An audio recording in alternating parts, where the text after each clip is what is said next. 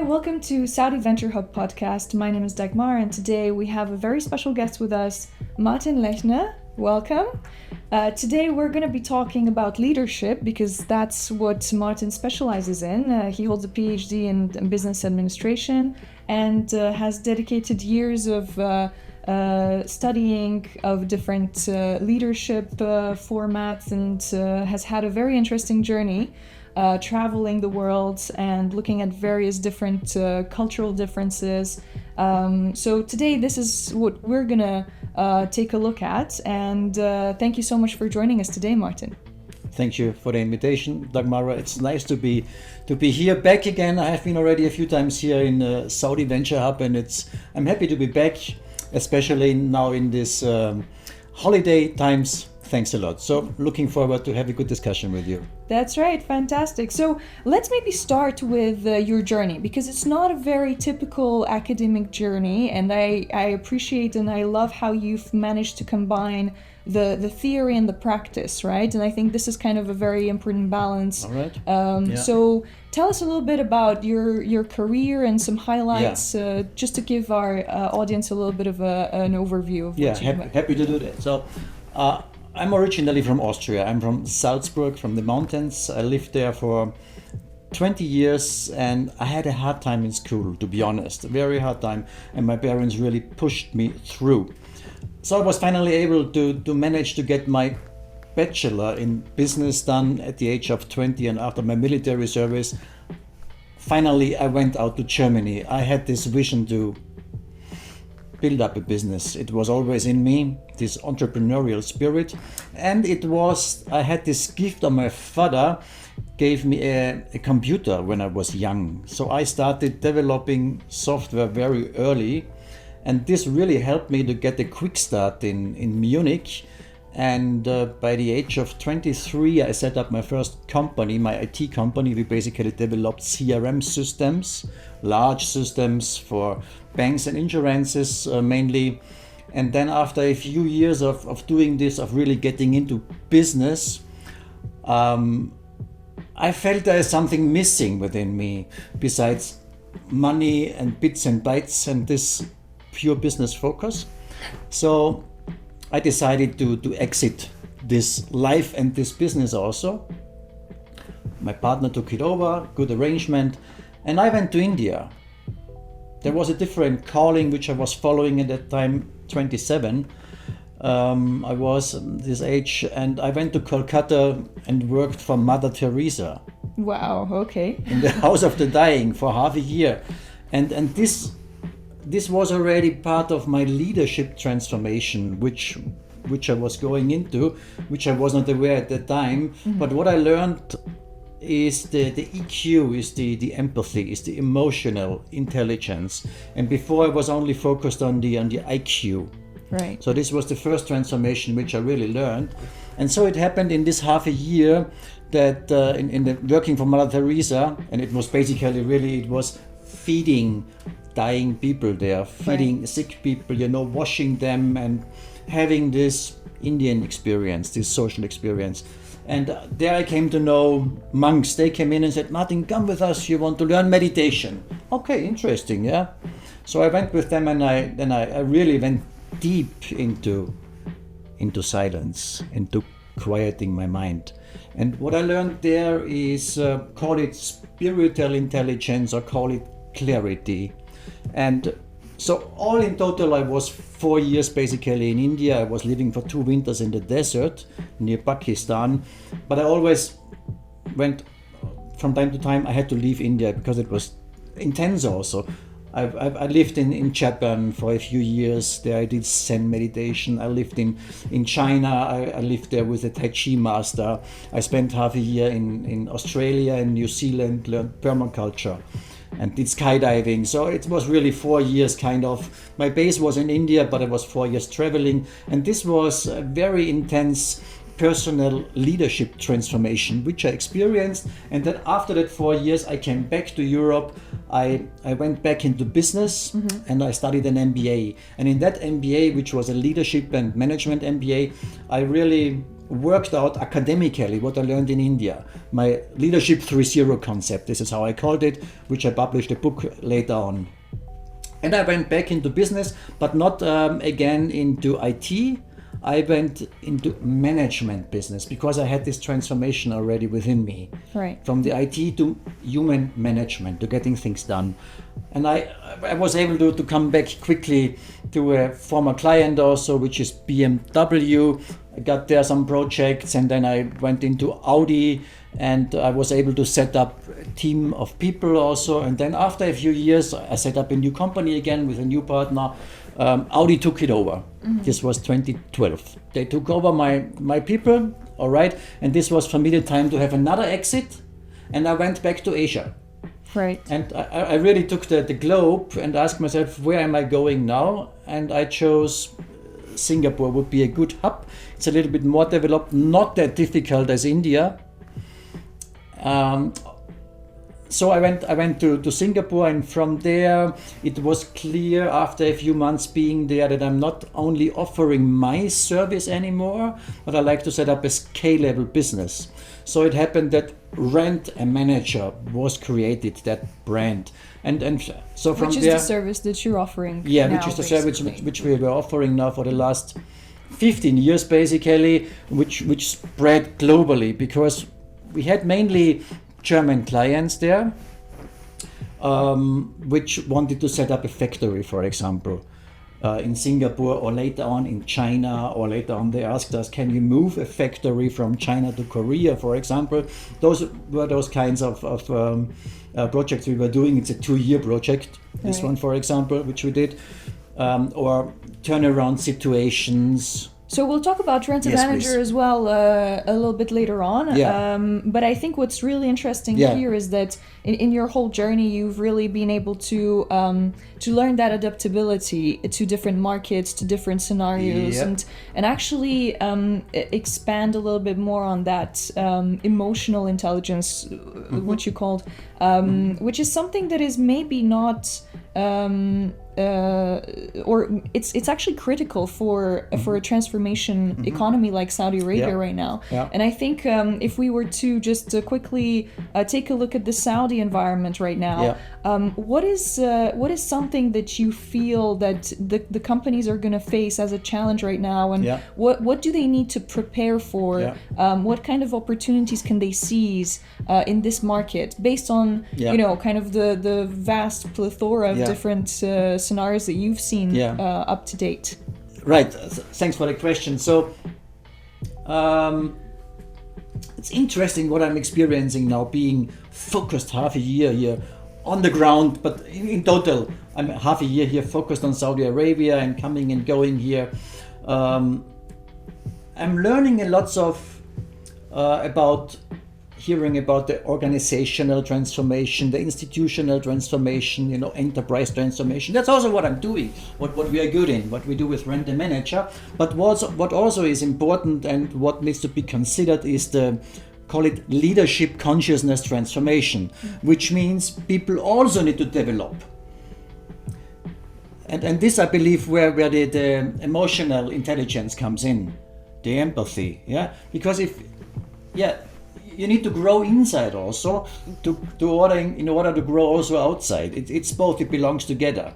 So would you say that a manager nowadays, in an increasingly connected world with all the different cultures, with a very varied work environment, do you feel that it's more important for a manager to have the right certifications or to have the actual right experience, psychological traits, or what is more important? Good question. I have a layer system. Certifications is the base. Fine. Okay, done. Saudi Arabia is very good with the titles and the certifications, and that's the base. That's the IQ level, right? But then we need to have the cultural intelligence. And Saudi Arabia is opening up. I mean, what I've seen the last years. But still, being here on the ground, I realized that there is much more potential. And the cultural intelligence is something which Saudi Arabia, I believe, within the next 5-10 years, it will really open up and explode, however. So this is, and But this needs to reflect also within the mindset, the leadership mindset. And there I believe that especially the young mid-level leadership generation will grow into it, will benefit from it. And I think the young managers is really a great group to focus on, given that Saudi Arabia actually has most of its workforce under 30.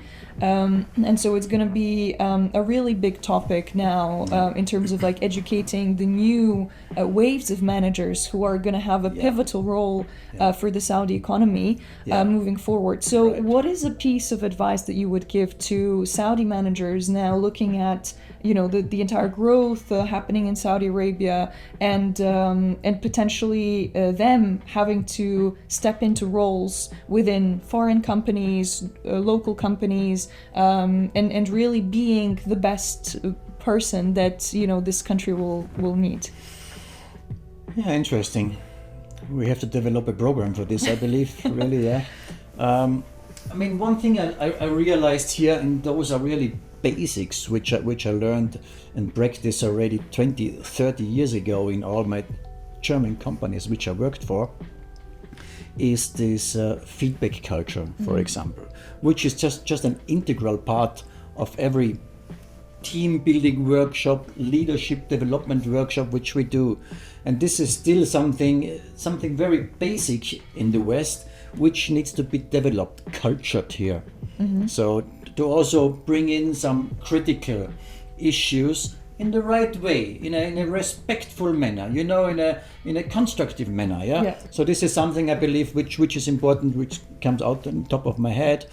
So the feedback culture, in the sense that to learn better to accept feedback, to listen to it, and also to give feedback. Right? Exactly, it's both ways. Yeah. And if, let's say, you're talking to someone who's just starting out and literally is in their studies and trying to see what kind of experiences are going to really shape them as a person, would you recommend going to India, going on a completely wild adventure? There's now also a lot of programs for students to travel abroad, to actually live abroad. What can you say about these kind of experiences, and you know, is that something that you recommend for shaping not just that IQ layer of a manager, but also the EQ of a manager? Yeah, no, definitely. As you said, traveling, I believe, builds vast cultural intelligence. But it's not only that you go for 2 weeks on a guided trip to India. It's nice to have, if you are very much security focused, it's good to go with a backpack, you know, for 1 month, or maybe with a one-way ticket. All right, to India or to Japan, to all those different cultures which are there. Getting out of your comfort zone, basically. Yeah, definitely. Yeah.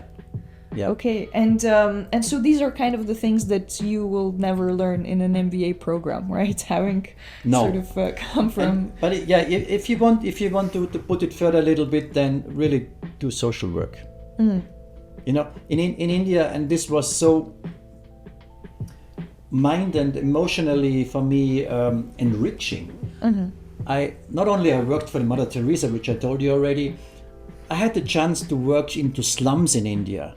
This was difficult for me at the beginning, but you experience a different kind of culture, of people there, of people which are also happy, although in the slums. Also, I was invited there. I had the chance to do work in Kolkata for the largest handicapped people organization. 300 handicapped people. I worked there, stayed there for many weeks, and it took me a while to get into it, to accept that. But this was enriching for my state, for myself. It keeps you grounded. It teaches you humility. It kind of brings you back down to earth, and I think that's really important in leadership, because there is this concept of leadership as a service, right? So it's basically being a servant to the community, and you cannot approach that with the sort of high up attitude and basically telling people what to do. It's actually serving the team that you bring a very nice topic into it: servant leadership. And it's the opposite of the authoritarian leadership, which is mainly the main leadership style here in in Saudi Arabia, and which has its advantages. I mean, it's it's two leadership styles which are opposing, which are complementing each other. Yeah, but you have to know both of them. Yeah, right. It's both sides, two sides of the same coin. Yeah. So servant leadership, which Gandhi, for example, is standing for, and I had a strong focus also on Gandhi and on servant leadership in my doctoral and as well in my MBA.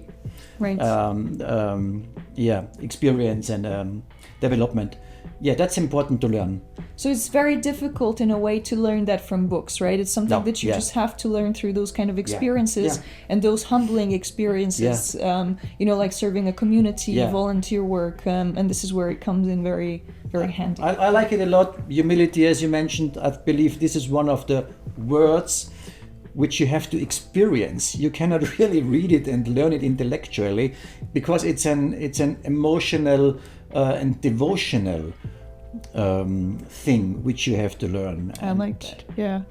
Devotional especially. So there is a bit of a calling, or I think this came and resurfaced throughout this whole conversation a few times already, that you kind of had this call. You had this feeling that whatever you were doing was not enough, and you were looking and seeking out these different situations that would put you out of your comfort zone. Yeah. And so I think that kind of sums up very well the idea that those experiences are really something that is going to really shape that person in the future.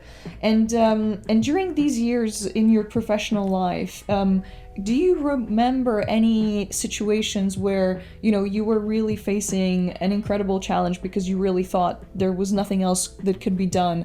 Let's say maybe in some work for the larger organizations or bigger companies that were facing a lot of transformational challenges. Can you tell us one of those examples of stories that happened? Yeah, for sure, there are many. There were many moments in life and in business life also where I was facing rock bottom, and sometimes you have to retreat, sometimes you have to accept it and retreat. And I have a few, call it mantras, a few declarations, and this is: I succeed in spite of anything, and I never give up. So, and sometimes, I need to go to bed and say, I'm sleeping, and next day I'm waking up again with a new kind of energy. So this is just a basic idea and wisdom maybe, which I could share. But now in many projects, one of my favorite projects, coincidentally, it is it's connected with the Audi Vision 2030. It was called in Audi, and it was 15 years ago, like this. It was called Vision 2025. And this was one of my favorite projects. And they gave me a group of young leaders, so-called high potential engineers, 20, quite a huge group. And Audi asked me, it was quite a high hang-up project, to work with them out. And this was in 2010, kind of 2025, how the cars are looking there. Right, okay. So, and what did I do? And I got a nice budget also there. I had the chance to take out those 20 engineers, those 20 young leaders. I took them out from the Audi factory in Germany, Ingolstadt, and put them into a different factory, in a shoe factory. Okay. In Bavaria, Germany. First we had some nice group workshop, because they needed to know each other also, First, they need to resonate also as a team. But then I put them into the patterns of that shoe factory. Okay. And then they developed for that shoe factory new shoes, with AC and everything. And then I put them back into the Audi patterns, and then they developed for Audi the new cars with AC or whatever is now happening on the road. Right. What you see now, this is what they developed there, and later on they patented it. Okay. And this was such an important project that at the final presentation, I was not allowed to come in, because I was an external manager, and this was really a presentation for the top leadership in Audi. So they presented what they finally worked out as a patent. And I love this example because it really also embodies what you've learned and what you've experienced, which is changing the dynamic, changing the landscape, the environment, really kind of, it fuels your creative juices, and it kind of gives you a completely different perspective that brings something else to the actual issue that you're working on a daily basis. And it's interesting that we're talking now about this, that you're mentioning this. One reason one of the managers told me why he hired me for this project, and I did many then later on. One reason was that I was living in the desert, that I was not within this Audi mindset in that case. I was bringing in a different pattern, or no pattern maybe at all. So this was one of the reasons why they engaged me there. So we basically have this advantage of being able to step off the treaded out of the box tracks. So out of the box thinking, I believe, is something also for young Saudi leaders which they have to learn. And do you think this is something that you can learn actually, or is it something that you can actually learn and experience? We have to experience. There are very nice workshop ideas which can be done. I was using a lot in my life the Walt Disney technique. It's just to give you a brief idea how it works. It's very simple, very easy, and I used it a lot in those leadership workshops. So you have a room or a state where you only visualize, you only envision what you're looking for, and then later on you change the room or the position, and then you only strategize. Right. And the third position is that you take this strategy plan and then you critically just break it down, and control it and check it. So this is something, for example, which can be used. And I think these frameworks, they're really useful for teaching managers and leaders creativity and actually looking for more not obvious ways of addressing certain situations or problems, or just coming up with something completely new. So in a way, we're coming back to this idea that leadership really is so close to psychology, in the sense that it's really interacting with people. It's actually using our brains in a way that can really harness the full capability of that creativity and unleash more ideas and solutions. And then also, obviously, the learning these tools is really important, because that can actually push you much further. So it's a science, but it's also very much grounded in those very human experiences and situations. So I think that's really interesting, and I think that addresses really this question of like, what can you learn in order to be a better version of a leader or a manager? So and I think you get a very nice point now, because you already mentioned the psychology, and I believe that's already a different step, a different layer, because very often in the material world, call it the traditional one, leadership is KPI driven. Let's call it like this, But it's much more, it goes much deeper. So I call it deep leadership, and it's a lot of psychology. So it's also that, for example, neuro-linguistic programming, which I did, I'm an NLP master. I did 30 years back when I moved to Munich. There are all those tools, like the creativity technique from Disney, which I believe are really helpful for the new generation. I think you tapped into something.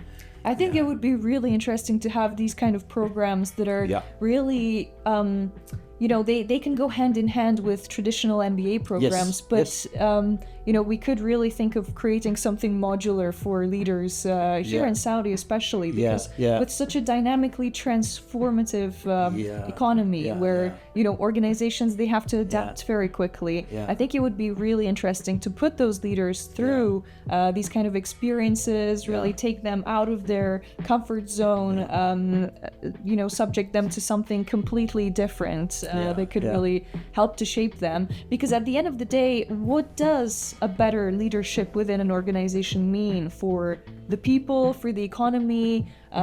It's got a huge impact, right?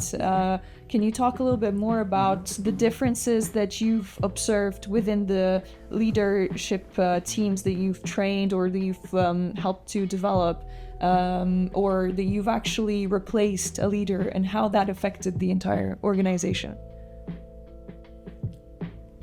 So it's interesting. We are touching now, I believe, it's good to speak also about fulfillment. You know, those are terms which are usually not that much looked at in a, call it mechanistic society, KPI driven society, mission, purpose. Those are all, I believe, desires which young leaders are having, which they are striving for, looking for. Yeah, so this direction could be interesting. So for example, if you have a team that's led by a leader that's, that's not really well prepared for this function, right? So they've been just appointed there, but they don't really have that calling, or they don't really have that drive to really be a good leader. And then what can happen in the team dynamic and in the output of the organization when that person is changed and improved and either coached or completely replaced by someone else? So kind of what impact do you see, both from a traditional KPI metrics level and from like a maybe not so tangible perspective? So how does it impact the team that works under such a leader, and how do they respond to such a change? I mean, it's in the end, it's basically it's an organic, it's a human system which needs to integrate with each other, needs to work with each other. There needs to be in harmony. And I had the experience once. It's that in a few projects where we bring in a manager, a leader for a project for a certain period to reach a certain objective, a few are not successful. It doesn't work out. It's 20%, maybe less. In that case, then I had a period where I was coaching that manager. So that's always my role, basically, as founder and CEO of Rent a Manager, that I have this role of coordinating those many projects and coordinating, also conversing with the client, and also coaching, supervising the managers. So I had a period of coaching him, and I thought it will work out, and he definitely changed, but somehow it didn't work out with the client. So finally we had to disconnect, and we had to replace him. So this is one hard choice, which sometimes we have to do. But that's actually incredibly it's incredibly useful, because there are organizations where the wrong leader sits in that position for far too long, and then the damage is not controlled. Whereas in your case, you have this experience and that ability to spot those early signs where something's just not going the right way, and actually be able to decide whether this is something that is fixable or whether this is something that just needs a complete reset. So what would you say like you pay attention to when you look at managers, and how do you find that compatibility for a role that a client comes to you? Okay, it's an interesting question, but it's basically, I believe, it's the relationship, the communication which we have with the client. How he feels, the feedback. We have a regular feedback system, a reporting system, not only from the interim manager, from the leader, which is working for the client, but also with the client. So it's really that we have to work it out together, or we have to separate it, we have to disconnect it. And it's really often in practice that I'm telling you a little bit about the process, how this works, how we do it. A customer is looking for, let's say, a turnaround manager for a certain profile in the machinery industry, for example, right? So we are working out this profile, very specific. And then we also need to speak about the preferences. Maybe there are some cultural preferences which cannot be written in a profile, right?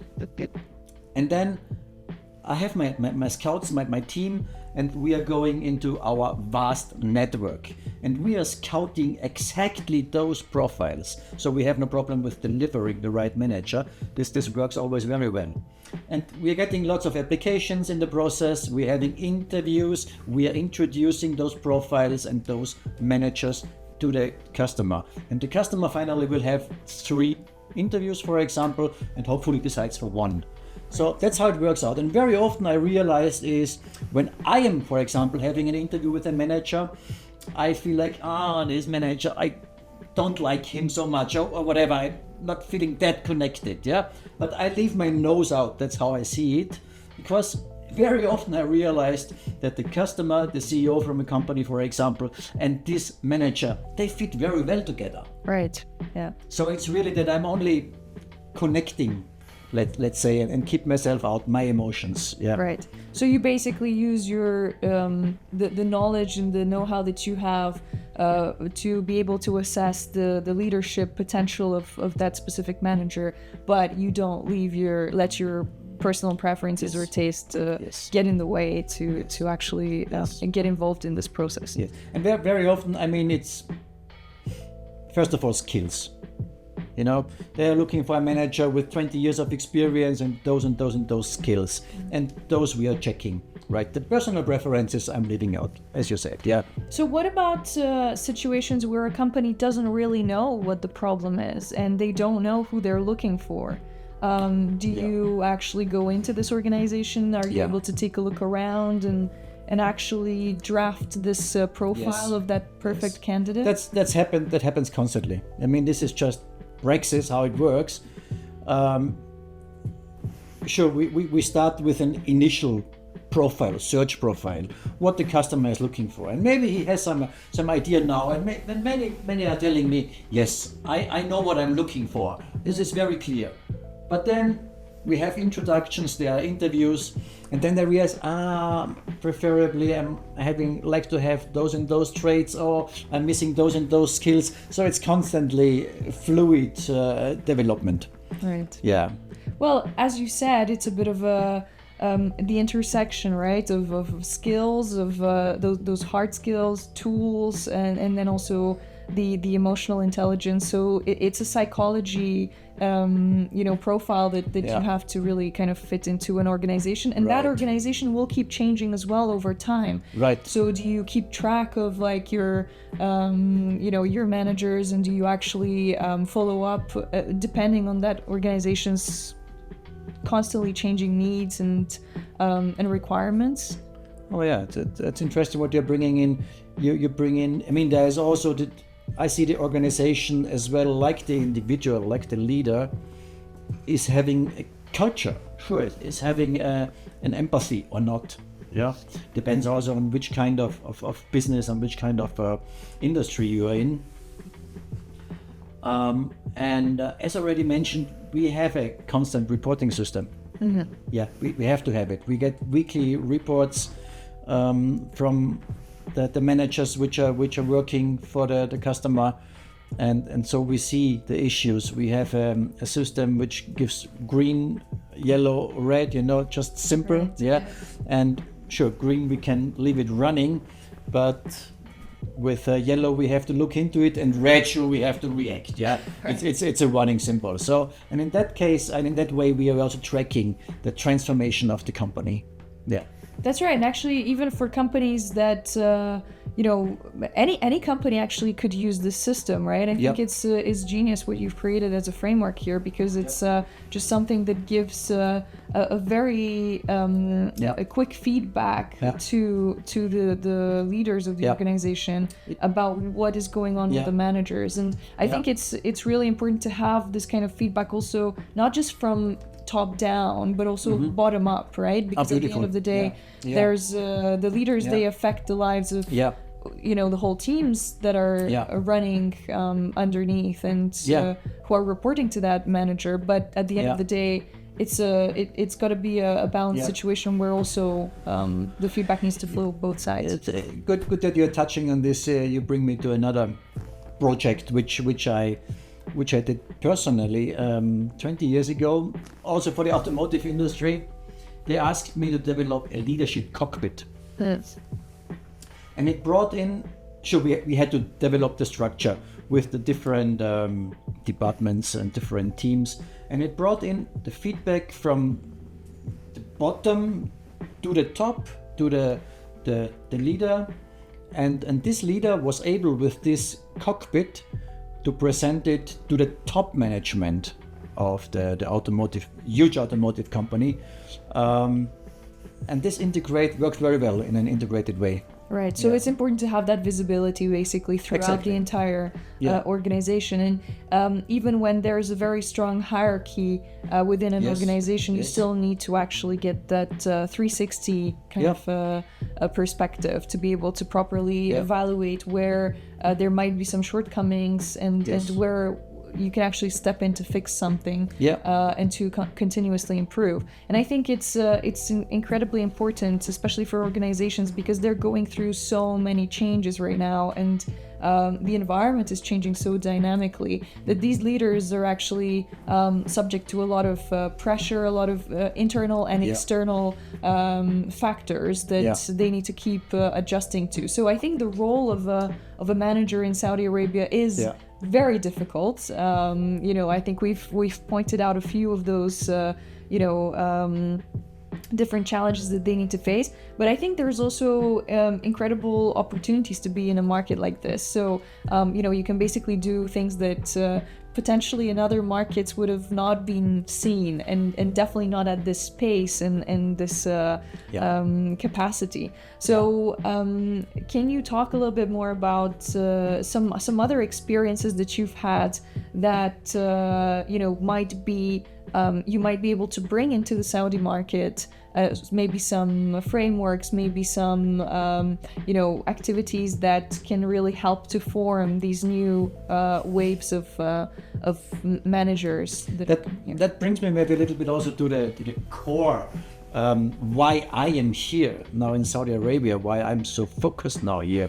Because before I decided to come in here to Saudi Arabia, and I've never been here before, it's really the first time that I came in here half a year before, I did a research over many weeks, which would be the best place for my competencies, for my skills, for my companies also to come here. And it is that Saudi Arabia at the moment, how my research found it, is really it's having these visions, these giga projects and these ambitious projects. That's how Saudi Arabia basically came into the world. I mean, got presented now, got the visibility, But now we are in a phase, and especially this last half year, what happened, it really shifted. It's now really outcomes, it's execution. Right. And this is also what I'm good in, what my company is doing is not developing strategies, it's bringing them down, setting up the factories, moving the factories, getting people in reality. Right. Yeah. So it's now more about the practice than just the slide decks, and I think there's a lot of conversation here in Saudi around this whole transformation and how we're recalibrating a little bit this whole Vision 2030 program and what it means in practice for the companies that are trying to enter the market here. So I think your very practical, very grounded approach will come in very useful for many of the organizations here, either trying to enter Saudi Arabia or already established, and will help in a very tangible way to shape these leaders and prepare them for what's coming, and really give them the right tools, the right knowledge, and not just pretty certificates or pretty decks, but actual tangible and actionable points. Let me tell you how this actually works, because it really fits in, and because we have been doing it now for 20 years in China. In China, we are requested to bring in a general manager, preferably somebody from Germany speaking Mandarin. That's our typical request, really. Yeah. So this person comes in, and within a 2-year project, he sets up the factory, employs all the local people, trains all the local people, and transfers all the leadership wisdom. And then after 2 years, once the objective is reached, he leaves and maybe stays on in a supervisory role. But so those are these kind of projects which I see here and which I get requested also now in Saudi Arabia. Especially because there is, like you probably noticed, a massive push to bring manufacturing into Saudi Arabia, to actually set up these companies. And we've had definitely this wave of mega projects that's shaped sort of the headlines about Saudi Arabia. But and brought a lot of attention, and I think it's done a great job at that.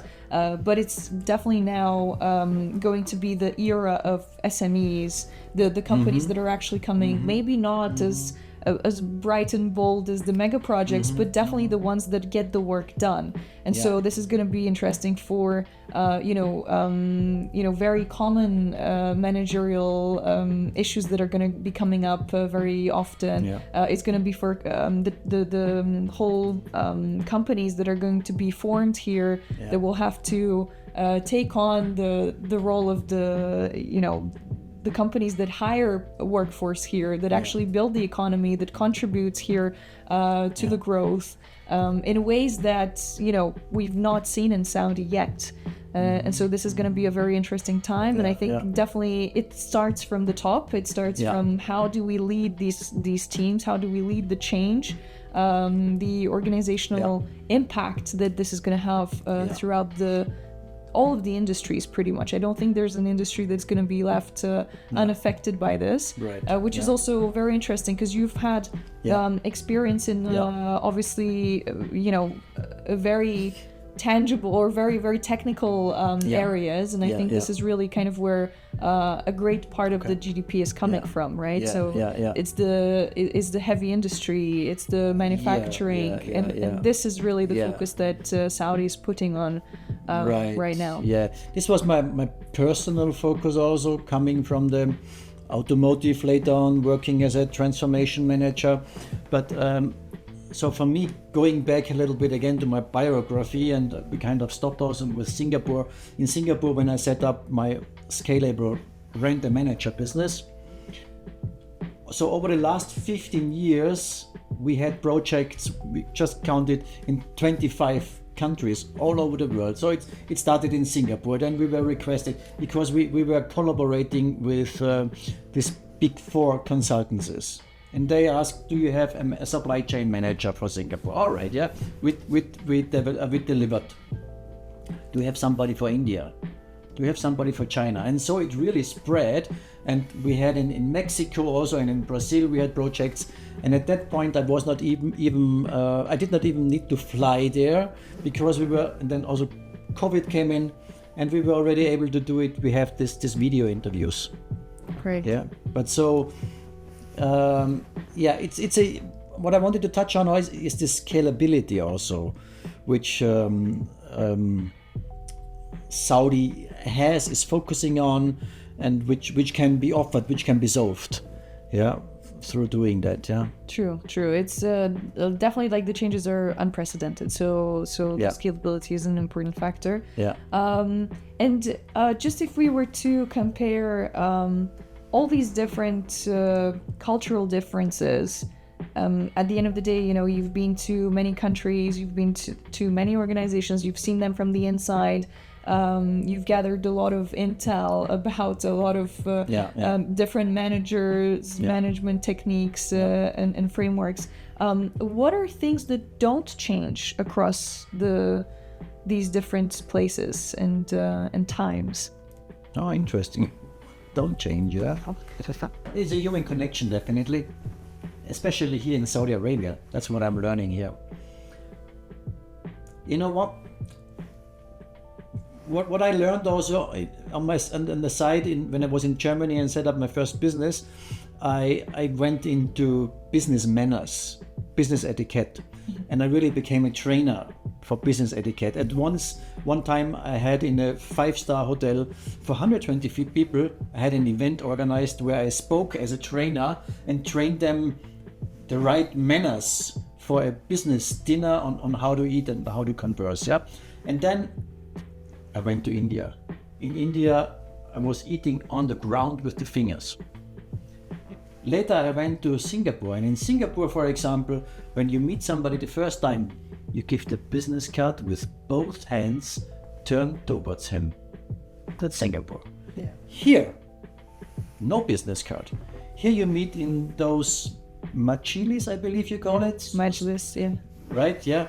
And you're just present. And you get to know each other. This is the first meeting, what I'm like. No selling. Yeah. Just being here, connecting. All right, thank you after 1 hour, whatever. Sometimes it's 3 hours that I met here. A new Saudi partner, a new Saudi person here. So yeah, it's people which are connecting. So at the end, there's different packaging around the way that we do things, but what really matters is that, it is an exchange of just ideas, thoughts, getting to know each other. So it still happens in all the different cultures. It's just that it's packaged into the format of how you give the business card, or it's maybe the little different way that you greet someone. But at the end, it's really that interest and the genuine interest in the other person. Getting to understand where they're coming from, what they're trying to achieve.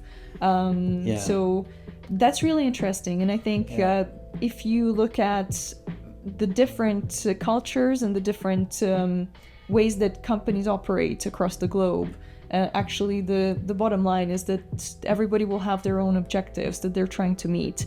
And then what you need to do is try and facilitate that in a respectful way. Stay open-minded, and that would probably guarantee the success in any business culture. Yeah, right. But what you touched upon is that genuine interest, you mentioned it. Yeah. I believe that's something which I, in particular here in Saudi Arabia, I learned, and which fits very well because it fits with authentic leadership. That's right. And empathy. Yeah. So getting to understand the person, having that genuine interest in them. Yeah. And then, being empathetic, which is, again, like you mentioned, something that you have to learn through those experiences, and it's not something you'll pull from books. Yeah, because in particular, let's talk about empathy a little bit. How does empathy work? How can you learn it? It's really interesting. So what I learned, how I came to know empathy, is that I first learned to feel myself. And this is how empathy works. And through feeling myself, I can feel the other person. Yeah, but if I'm not connected with my feeling, call it soul or mind, whatever, with your feeling, with your emotion, then there is no empathy. So how do you learn empathy? Serving. I believe this is something which you mentioned, which fits very well. Yeah. So experiences and really seeing the doing different kinds of work that. I would go with that as well. Okay. Yeah. Fantastic.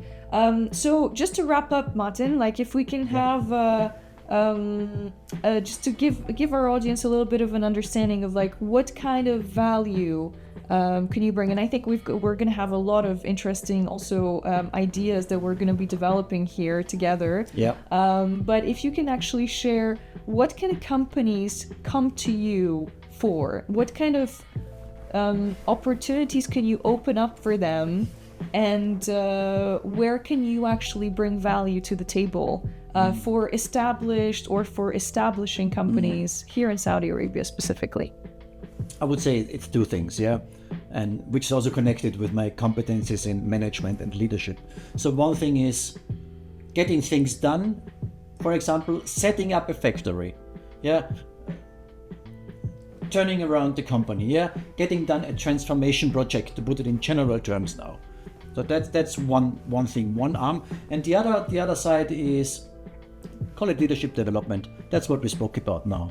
Really going into the internal values, the leadership mindset, and experience this one, work out this one. Fantastic. So for any companies that are already here or are trying to enter Saudi, definitely a lot starts with leadership, and a lot is shaped by leadership, and having the right people in the right place is a key to success. So Martin can definitely help with that. Thank you so much for sharing all of your insights today with us, Martin. It was a real pleasure having you here, and we'll definitely see you around very often here at Saudi Venture Hub. Thank you so much, and thank you so much for watching today.